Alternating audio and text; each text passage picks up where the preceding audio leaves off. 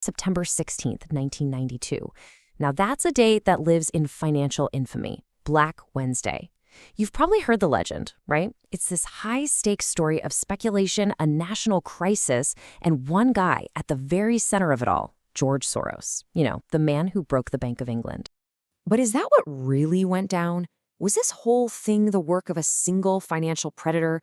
Or did he just shine a massive spotlight on a fatal flaw in a system that was, well, already doomed to fail?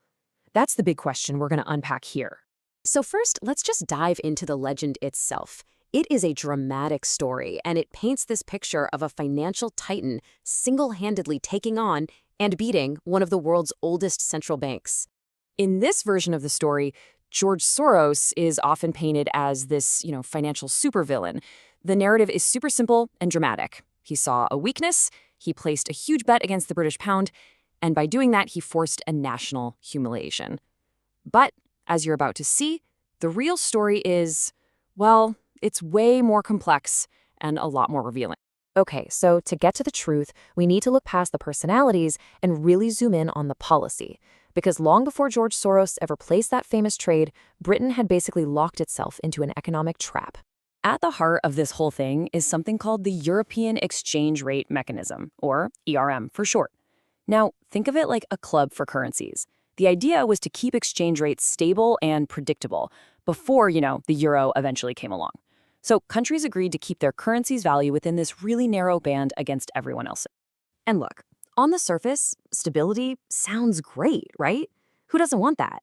But for Britain, joining the ERM at the value they chose, it was a monumental mistake. The policy just didn't line up with the country's actual economic health. And that disconnect, it created this incredibly fragile situation, basically a ticking time bomb just waiting for a spark. Britain was caught in this economic vice. On one side, you had this overvalued pound that made their exports crazy expensive. On the other, you had high inflation at home, which forced the government to keep interest rates painfully high, and that was just choking off any real economic growth.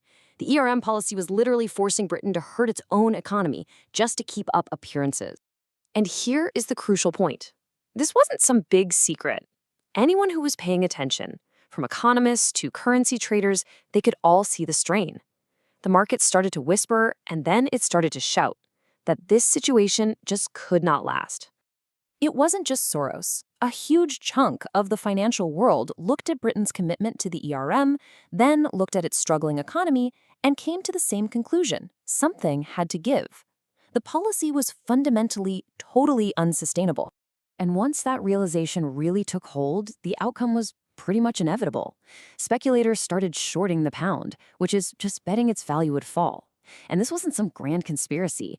It was just a tidal wave of individual people all making the same logical bet based on the obvious economic facts. So this set up a classic showdown. On one side, you've got global markets betting billions that the pound is going down. And on the other, you have the Bank of England, which was legally required to defend the pound's value. So they started buying up pounds like crazy, using their foreign currency reserves. But honestly, it was like trying to hold back the ocean with a bucket. Which brings us to the day itself, Wednesday, September 16th, 1992, the day that time bomb finally went off. The crisis just unfolded so fast. That morning, the Bank of England was burning through billions per hour to defend the pound. They even hiked interest rates twice in a single day, just a desperate attempt to stop the bleeding. But the selling pressure was it was too much. By that evening, it was all over. The government announced they were leaving the ERM, the dam broke, and the pound's value just collapsed. So, who was to blame? This is where we have to separate the legend from the real lesson. It's really easy to point fingers at the guy who made the most money from the crisis, but that misses the entire point. Look, did George Soros and his fund make a fortune? Oh yeah, we're talking over $1 billion. He absolutely became the face of the event. But he wasn't the cause. He was more like the catalyst. He just placed a massive, very public bet on an outcome that the underlying economics made almost certain. So you have the myth, which is that one powerful person broke a functioning system. And then you have the reality. The system was already broken, and all the speculation did was force everyone to finally admit it. The true cause of Black Wednesday wasn't a person. It was the flawed, unsustainable policy that Britain had signed up for. So the crucial takeaway is this. The crisis happened because a government tried to defy economic gravity. By tying an overvalued currency to a fixed rate without fixing the economic weaknesses underneath, they created a one-way bet for speculators. It really wasn't a question of if it would fall, just a matter of when. And this is the ultimate lesson right here. It all comes down to this idea. Markets do not break systems, they simply test them. And this system failed. Black Wednesday wasn't some evil manipulation. It was a stress test that a poorly designed policy was never, ever going to pass. And that kind of leaves us with a pretty heavy thought for today, doesn't it? The story of Black Wednesday is way more than just history. It's a timeless lesson. It's a reminder that markets will always find and expose unsustainable policies and imbalances, which, it makes you wonder, what ticking time bombs, what fatal flaws are they testing right now?